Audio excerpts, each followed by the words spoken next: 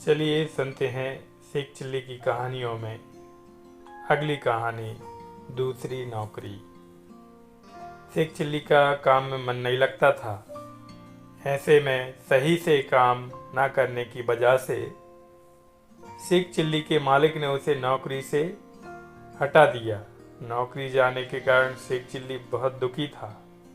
अब उसे दूसरी नौकरी चाहिए थी, इसलिए वह दूसरी नौकरी की तलाश करने लगा। नौकरी की तलाश करते करते एक दिन वह सेठ के पास पहुंच गया। उसने सेठ से नौकरी मांगते हुए कहा कि मैं बहुत गरीब हूं, मेरे पास जेब खर्च के भी पैसे नहीं हैं, इसलिए कोई भी काम मुझे चलेगा, बस आप मुझे नौकरी पर रख लीजिए। वह सेठ बहुत चालाक था, इसलिए वह शेख चिल्ली को नौकरी पर रखने के लिए राजी हो गया। ऐसा करते हुए उसने अपनी एक शर्त भी रखी। उसने शेख चिल्ली से कहा कि मैं तुम्हें नौकरी पर रख तो लूँगा, लेकिन उसके लिए तुम्हें एक करारनामा लिख कर देना होगा। करारनामे में यह लिखा जाएगा कि अगर तुम अपने मन से नौकरी छोड़ने की बात करोगे तो मैं तुम्हें नाक और कान काट कर भगा दूंगा। शेख चिल्ली राजी हो गया, लेकिन उसने भी अपनी एक शर्त इकरारनामे में लिखवाने को कही। शर्त ये थी कि अगर सेठ खुद से शेख चिल्ली को नौकरी से निकालेगा तो शेख चिल्ली उसके नाक और कान कटवा लेगा। थोड़ा सोचने विचारने के बाद सेठ भी शेख चिल्ली की बात पर राजी हो गया। दोनों के राजी होने के बाद इकरारनामा तैयार कराया गया और उस पर दोनों के हस्ताक्षर ले लिए गए ताकि भविष्य में कोई अपनी बात से ना पलट सके। इसके बाद शेख चिल्ली सोने के लिए चला गया। अगले दिन जब शेख चिल्ली उठा तो उसने देखा कि उसकी दाढ़ी और बाल बहुत बढ़ गए हैं। यह देख उसने दाढ़ी और बाल बनाने की सोची और चूना पानी में पीसकर डाल दिया। तभी सेठ वहां आया और उस चूने वाले पानी से अपना मुंह धो लिया और सेठ की पत्नी ने भी उससे अपने बालों को धो लिया। नतीजा यह हुआ कि इससे सेठ जी के चेहरे पर खुजली जलन होने लगी। उसकी पत्नी भी सारे बाल गिर गए। यह देखकर सेठ बहुत नाराज हुआ। उसने शेख चिल्ली को डांटते हुए पूछा, यह क्या है? इस पर शेख चिल्ली ने जवाब देते हुए कहा, मैंने तो इकरारनामे के खिलाफ कोई भी काम नहीं किया है, तो फिर आप मुझ पर क्यों चिल्ला रहे हैं? शेख चिल्ली के इस जवाब पर सेठ शांत हो गया और आगे कुछ नहीं कहा।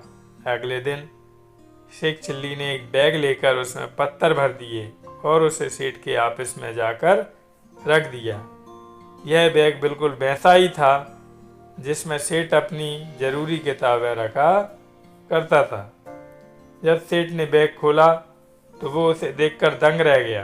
बैग में किताबों की जगह पत्थर भरे हुए थे। यह देखकर सेठ के ऑफिस के लोग भी हंसने लगे। इस बात से सेठ को शर्मिंदगी हुई।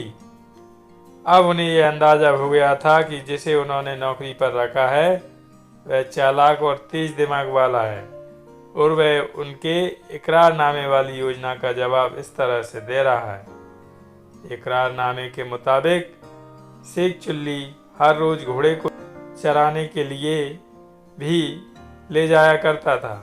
एक दिन जब शेख चिल्ली घोड़े को चराने लेकर गया तो वह खुद एक जगह पर सो गया और घोड़े को अकेले ही चरने छोड़ दिया। जब रात को शेख चिल्ली सेठ के घर वापस आ रहा था तो उसे रास्ते में एक सौदागर मिला। सौदागर ने शेख चिल्ली से घोड़े को बेचने के लिए कहा।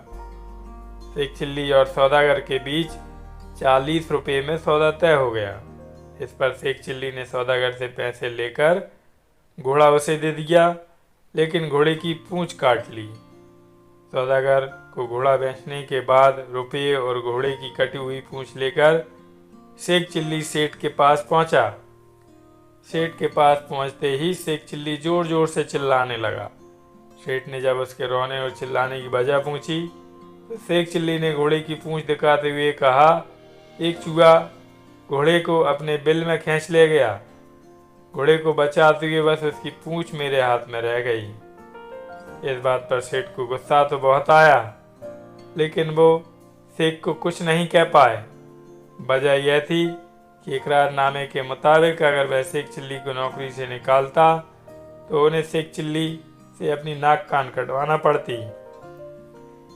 इकरारनामे में इस बात का भी जिक्र था कि शेख चिल्ली हर रोज सेठ के घर में जलाने के लिए लकड़ी लेकर आएगा। ऐसे में तय हुए काम के अनुसार जब शेख चिल्ली लकड़ी लेकर आया तो लेकिन उसने घर में रखी और लकड़ियों को भी आग लगा दी। इस दौरान सेठ मंदिर गया था। जब वो वापस आया तो जला हुआ घर देखकर वो काफी दुखी हो गया। उन्होंने शेख चिल्ली से कहा, तुमने घर में आग क्यों लगाई? अब मैं तुम्हें नौकरी पर नहीं रखूंगा। सेठ की इस बात पर शेख चिल्ली ने उन्हें इकरारनामे की याद दिलाई। सेठ ने तंग आकर अपनी पत्नी से कहा, इस नौकर ने तो परेशान कर दिया है और मैं चाहकर भी इससे पीछा नहीं छुड़ा पा रहा हूँ। सेठ की परेशानी देखकर उसकी पत्नी ने सुझाव देते हुए कहा, मैं मायके जाने की तैयारी करती हूँ। आप मुझे छोड़ने जाने के बहाने मेरे साथ एक बक्से में सारा सामान भरकर यहाँ से निकल चलिए, फिर हम यहाँ दोबारा लौटकर नहीं आएंगे और आपको इस नौकर से छुटकारा मिल जाएगा। जब सेठ और उसकी पत्नी ये बातें कर रहे थे तो शेख चिल्ली छुपकर उन दोनों की बातें सुन रहा था। वह पहले से ही जाकर उस बक्से में बैठ गया जिसे सेठ अपने साथ ले जाने वाला था। सुबह होते ही सेठ और उसकी पत्नी बक्सा उठाकर चुपचाप घर से निकल जाते हैं। घर से निकलकर सेठ सोचता है कि उनका शेख चिल्ली से पीछा छूट गया। तभी शेख चिल्ली को बक्से में बैठे बैठे पेशाब आ गई और उसने संदूक में ही पेशाब कर दिया। सेठ को लगा कि संदूक के अंदर जो हलवा रखा है शायद ये उसका घी निकल रहा है। जब सेठ ने संदूक उतार कर जमीन पर रखा तो शेख चिल्ली झट से संदूक से बाहर निकल आया। उसने सेठ से कहा, मैं आपका पीछा तब तक नहीं छोड़ूंगा जब तक मैं इकरारनामे के अनुसार आपकी नाक और कान नहीं काट लेता। शेख चिल्ली के सामने आने पर सेठ ने शेख चिल्ली से संदूक उठाकर चलने को कहा। शेख चिल्ली ने इसके लिए साफ मना कर दिया। शेख के मना करने पर बेचारे सेठ खुद ही संदूक उठाकर चलने लगे।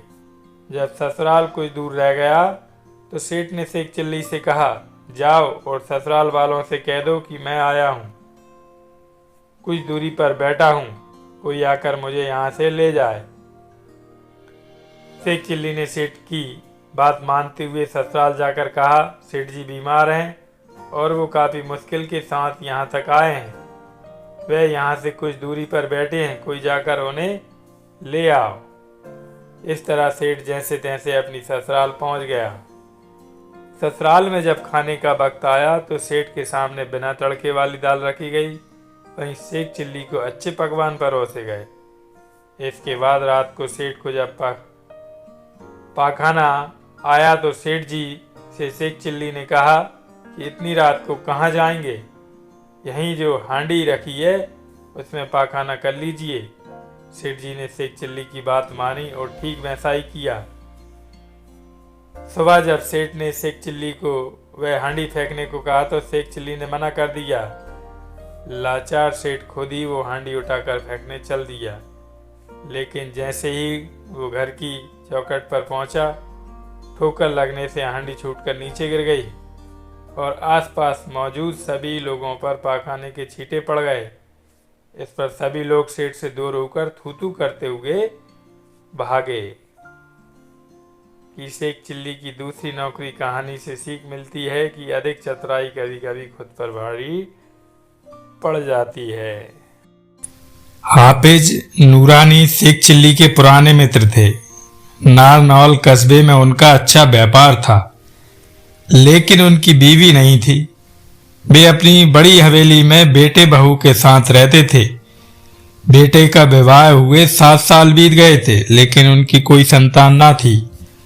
हाफिज साहब को हमेशा यही फिक्र लगी रहती थी कि खानदान कैसे आगे बढ़ेगा। एक रोज उन्होंने शेख चिल्ली को एक खत लिखा और उससे इस मामले में राय मांगी। शेख चिल्ली कुरुक्षेत्र के पीर बाबा का मुरीद था और कोसों दूर रहने के बावजूद वो समय निकालकर बीच बीच में वहां आते जाते रहा करता था। एक दिन वह हाफिज नूरानी के बेटे बहू को अपने साथ पीर बाबा के पास ले गया। वहां पीर बाबा ने मंत्र फूका और बहू को पानी पिलाया और साथ ही एक ताबीज उसकी बाजू पर बांध दिया। इसके बाद पीर बाबा बोले, अल्लाह ने चाहा तो इस साल आपकी मुराद पूरी हो जाएगी। पीर बाबा के ताबीज का असर हुआ और 1 साल के अंदर ही बहू के बेटा हुआ और हाफिज नूरानी दादा बन गए। देखते ही देखते हाफिज साहब का आंगन खुशियों से भर गया। इस खुशी को मनाने के लिए जश्न का आयोजन किया गया और शेख चिल्ली को खास न्योता भेजा गया। न्योता पाकर शेख चिल्ली बहुत खुश हुआ और उसने अपनी बेगम को जल्दी तैयारी करने के लिए कहा। बेगम झटक कर बोल पड़ी, क्या खाक तैयारी करूं? ना पहनने को कुछ और ना ओढ़ने को कुछ। इस हालात में गई तो जग हसाई हो जाएगी। बेगम की बात सच थी, इसलिए शेख चिल्ली खामोश हो गया। वो जानता था कि हाफिज साहब नारनौल के बड़े आदमी हैं और उनके यहाँ जश्न बड़ा होता है। ऐसे में शेख चिल्ली कुछ तरकीब सोचने लगा। नवाब साहब का धोबी शेख चिल्ली की काफी सुनता था। कुछ ही दिन पहले उसने नवाब के गुस्से से उसे बचाया था और उसने शेख चिल्ली से कहा था कि वक्त आने पर वो उसके लिए जान तक दे देगा।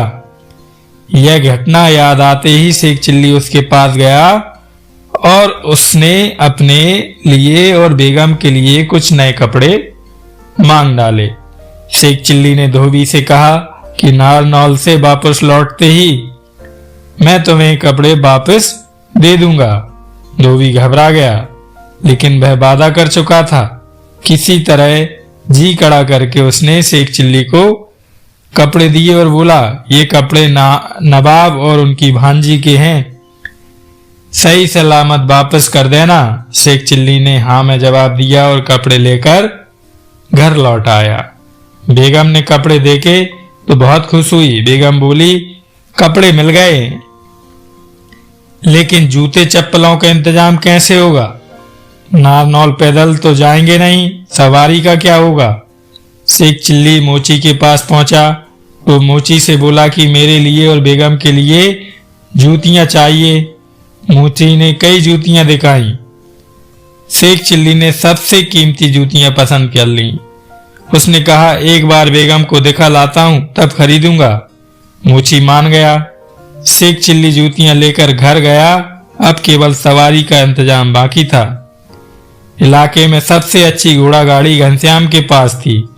वह उसे किराए पर भी देता था। शेख चिल्ली उसके पास जा पहुंचा और बोला, मुझे नवाब साहब के किसी काम के लिए नारनौल जाना है। नवाब साहब की बग्गी का एक घोड़ा बीमार हो गया है, इसलिए अपनी घोड़ा गाड़ी मुझे दे दो। किराया मैं नवाब साहब से दिलवा दूंगा। घनश्याम ने लालच में आकर घोड़ा गाड़ी उसके हवाले कर दी। घर पहुंचकर शेख चिल्ली ने बेगम को उठाया और नारनौल के लिए निकल पड़ा। नारनौल उस वक्त एक कस्बा था। शाही ठाट बाट के साथ शेख चिल्ली और उसकी बेगम वहां पहुंचे। उन्हें देखते ही इलाके में हलचल मच गई। दूर दूर तक उनकी अमीरी के चर्चे गूंजने लगे। जश्न में वे पहले मेहमान थे, इसलिए उनकी खूब खातिरदारी हुई। वहां उसे जाफरानी तमाकू वाला हुक्का पेश किया गया। शेख चिल्ली यूं तो हुक्का पीना बहुत पहले ही छोड़ चुका था, लेकिन यहां मुफ्त का हुक्का पाकर वह भी कस पर कस लगाने लगा। तभी जश्न के मजे पर पानी फिर गया। हाफिज नूरानी के कुछ दोस्त नवाब के घराने से जुड़े हुए थे। हाफिज ने उन्हें शेख चिल्ली से मिलवाया। उन्होंने शेख चिल्ली के कपड़े पहचान लिए, लेकिन उस वक्त किसी ने कुछ कहा नहीं। पर शेख चिल्ली उनके बर्ताव से भाप गया था कि उसकी पोल खुल चुकी है। धीरे धीरे पूरे इलाके में फुसफुसाहट होने लगी, जिसकी भनक शेख चिल्ली को भी लगी। बस हुक्का पकड़े पकड़े भागे बेगम को खोजने लगे। बेगम के मिलते ही बोले, जल्द सामान बांधो और यहाँ से निकल पड़ो। कपड़ों की पोल खुल चुकी है, कहीं धोबी के साथ साथ हम भी न रगड़े जाएं। किसी तरह शेख चिल्ली और उसकी बेगम जश्न के बीच से जान बचाकर भाग निकले और नारनौल के बाहर आकर ही दम लिया। तभी बेगम तुनक कर बोल पड़ी, सत्यानाश हो उन निगोड़ों का जिन्होंने हमारे कपड़े पहचाने। अच्छा वाला हम जश्न मना रहे थे, लेकिन सारा मजा किरकिरा कर दिया। तभी उसका ध्यान शाही हुक्के पर गया, जिसे शेख चिल्ली ने हाथ में पकड़ा हुआ था। बेगम बोली, यह हुक्का क्या उठा लाए? नूरानी भाई इसे खोजते हुए बेकार हाय तौबा मचाएंगे। लेकिन शेख चिल्ली तो इतने गुस्से में था जैसे अभी उन लोगों को मार खाएगा। बेगम की बात सुनते ही बोल पड़ा, मेरा बस चले तो मैं अभी के अभी उन सभी को फांसी पर चढ़ा दूं। भला नवाबों के कपड़े में क्या लिखा होता है कि वो नवाब के कपड़े हैं? कैसे पहचान लिया? शेख चिल्ली बोला, काश मुझ पर अल्लाह का थोड़ा रहम हो जाए तो मैं इन सबको देख लूंगा। सबसे पहले नूरानी के जश्न में जाऊंगा और उन कमबख्तों को ऐसी नजर से देखूंगा कि वे सिर से पांव तक शोला बन जाएंगे। इधर उधर भागते फिरेंगे और शोर मच जाएगा। भागते भागते जनान खाने में जा घुसे तो क्या होगा? वहां भी भगदड़ मच जाएगी। औरतें अपनी छाती पीटेंगी और खुद को छिपाते फिरेंगी। बेगम तो चल फिर भी नहीं पाएंगी। ऐसे में उनकी जान कैसे बचेगी? देखते ही देखते वहां सब कुछ खाक हो जाएगा। दोनों इतना सोच ही रहे थे, तभी हुक्का हाथ से छूटकर गिर गया। देखते ही देखते घोड़ा गाड़ी में धुआं भर गया। साथ ही धोबी से उधार मांगे कपड़ों में भी चिंगारियां उठने लगीं। कहानी से सीख, हमें अपनी असल पहचान से नहीं भागना चाहिए और दिखावे की जिंदगी से दूर रहना चाहिए।